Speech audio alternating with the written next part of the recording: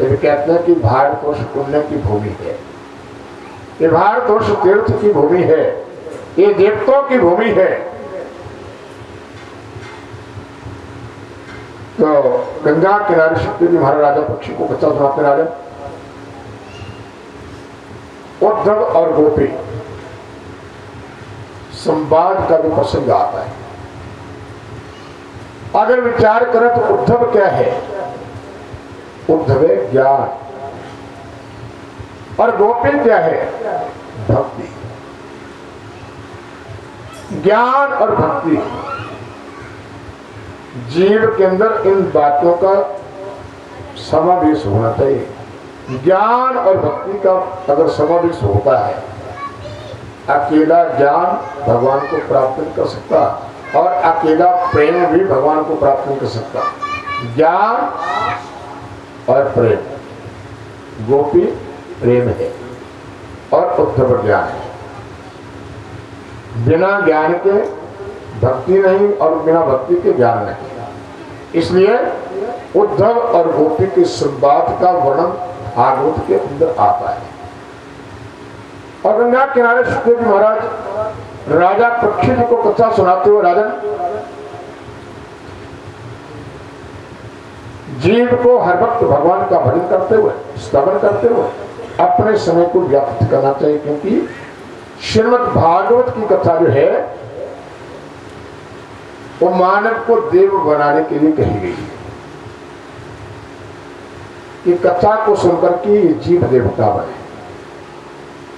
लेकिन ये जीव देवता कैसे बने? इसलिए देवता बनने के समय शक्ति और संपत्ति, इन तीनों का जीव को सदुपयोग करना पड़ता है। समय का, शक्ति का और संपत्ति का। अब विचार करो, ये मानव बहुत सा समय अपना समय जो है संतानों के विषय पे या अपने खान पान पे, रहन सहन पे ही व्यतीत कर देता है। संपत्ति और संपत्ति, धन कमाने में और बच्चों का परिपालन पोषण करने में ही अपने समय को गवा देता है। और सत्यनारायण भगवान, क्योंकि शास्त्र में लक्ष्मी के 3 भेद बतलाए गए।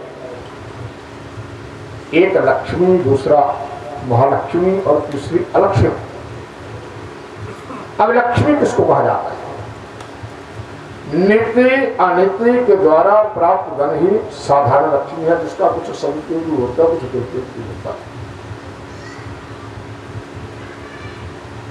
और महालक्ष्मी ईमानदारी से जो धन कमाया जाता है, मेहनत से जो पैसा कमाया जाता है, उसको कहते हैं महालक्ष्मी। और ऐसा धन हमेशा अच्छे कार्यों में ही लगता है। और तीसरा अलक्ष्मी, पापाचरण से, अनिति से प्राप्त धन अलक्ष्मी है, और ऐसा धन विलासिता में रह जाता है और जीव को शांति देने के बदले रुलाने का कार्य करता है। और सत्यनारायण भगवान, गंगा किनारे सुखदेव महाराज राजा पक्षी के समक्ष कथा सुनाते हुए अब राजा पक्षी निवेदन करते हैं, गुरुदेव मैं रुक्मिणी के विवाह का प्रसंग श्रवण करना चाहता हूं। आखिर भगवान श्री कृष्ण का रुक्मिणी के साथ विवाह कैसे हुआ, ये मैं सुनना चाहता हूं। सुखदेव जी कहते हैं, राजन सुनिए, विदर्भ देश के राजा भीष्मक के 5 पुत्र थे और 1 कन्या थी, और उनके बड़े पुत्र का नाम था रुक्मिणी और कन्या का नाम था रुक्मिणी। भागवत के अंदर उनकी माता का नाम नहीं बताया गया है, लेकिन अन्य ग्रंथों के पठन पाठन से रुक्मिणी के माता का नाम आता सुधमती। जिसकी मति शुद्ध होती है वहां पर लक्ष्मी का अवतार होता है। रुक्मिणी जो थी वो साक्षात लक्ष्मी का अवतार थी। अब भीष्मक राजा की इच्छा थी कि मैं अपने कन्या रुक्मिणी का विवाह गोपाल जी के साथ करूं, श्री कृष्ण जी के साथ। लेकिन रुक्मिणी का जो भाई रुक्मी था वो अपनी बहन का विवाह गोपाल के साथ में शिशुपाल के साथ करना चाहता था। और सच्चिदानंद भगवान और रुक्मी ने शिशुपाल को बारात लेकर के आने का निमंत्रण दे दिया और शिशुपाल बारात लेकर के आ गया। बारात लेकर के आया, बारात को ठहरने का जहां पर बंद था वहां पर बैठ करके अब सन के साथ जो पुरोहित थे पूजन करवाना शुरू करते हैं। बारात के स्थल पे बैठ करके पूजन करने लगे। किसका? गणपति जी का, क्योंकि सबसे पहले गणपति का पूजन किया जाता है। और गणपति का पूजन करते हुए शिशुपाल गणपति के स्वरूप के अंदर नहीं अपितु रुक्मिणी के सौंदर्य को निहारने लगे। पूजा कर रहा था गणपति की, ध्यान कर रहा था रुक्मिणी के सौंदर्य का। शास्त्र कहता है कि जिस देवता का हम पूजन करते हैं, अर्चन करते हैं, वंदन करते हैं, ध्यान करते हैं, अर्थात उसका ध्यान करना चाहिए। लेकिन यहां पर शिशुपाल पूजा कर रहा था गणपति की और ध्यान कर रहा था रुक्मिणी के सौंदर्य का। अब सुतमती के अंतःपुर में एक ब्राह्मण आते जाते रहते और सुदेव नाम के ब्राह्मण आते जाते रहते थे। बोले सच्चिदानंद भगवान, आनंद कुंद भगवान की। इस श्रीमद् भागवत के 18,000 श्लोकों का पठन पाठन करके इस कार्य को संपन्नता की ओर ले जाते हैं। मूल पाठ होता है, इसको लेकर के आए। और सच्चिदानंद भगवान की, आनंद कुंद भगवान की। आज हमारे पंडाल के अंदर कथा सत्संग में हमारे सम्माननीय यहाँ के सुनानी के व्यास भागवत प्रवक्ता श्री गोपाल जी का भी स्वागत।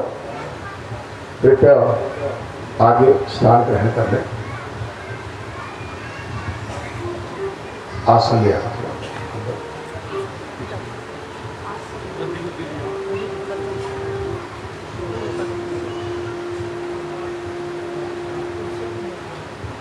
बोले सच्चिदानंद भगवान की, आनंद कुंद भगवान की, वांके बिहारीलाल की।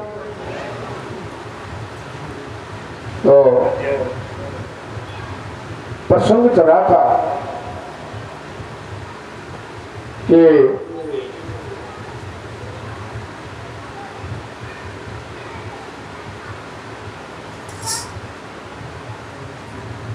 बोले सच्चिदानंद भगवान की। सुदेव नाम के ब्राह्मण उस अंतापुर में आते जाते रहते और लक्ष्मी जी अपने रुक्मिणी जी बुलाती। ये ब्राह्मण देवता, मेरा आपसे निवेदन है। कहते कहो क्या निवेदन? कि मैं अपना विवाह श्री कृष्ण जी के साथ करना चाहता। सुदेव नाम के ब्राह्मण कहते कहो मुझे क्या करना है? रुक्मिणी कहती मेरा 7 श्लोकों का एक प्रपत्र है, कृपा करके उस प्रपत्र को लेकर के आप भगवान श्री कृष्ण जी के पास पहुंचाओ। इन प्रकार इसको ब्राह्मण देवता कहते मैं आपके इस आदेश का पालन करने हेतु अभी जाता और उसी समय चले। और भगवान की कृपा से जैसे आंख की पलक लगती है, जीव को कोई पता नहीं लगता। एकदम सुदेव नाम के ब्राह्मण चलते चलते द्वारिका में जाओ। भगवान श्री कृष्ण जी ने उनका सम्मान किया, आदर किया, आसन पे बिठाया और भोजन करवाया। भोजन से निवृत्त होकर के द्वारिका नाथ सुदेव नाम के ब्राह्मण को कहना प्रारंभ करते, ब्राह्मण देवता आप किस कारण से आए? मैं आपका दर्शन करके बड़ा कृतार्थ हुआ, कहो मैं क्या सेवा करूं? सुदेव नाम के ब्राह्मण कहते हैं, देखो भगवान मैं रुक्मिणी के प्रपत्र को लेकर के आपके समक्ष आया हूं और उस प्रपत्र को रुक्मिणी के लिखे हुए प्रपत्र को श्री कृष्ण जी के हाथों में रखा और साथ में कहना पड़ा, भगवान रुक्मिणी बड़ी सुपात्र है, सुंदरी है, सद्गुणी है,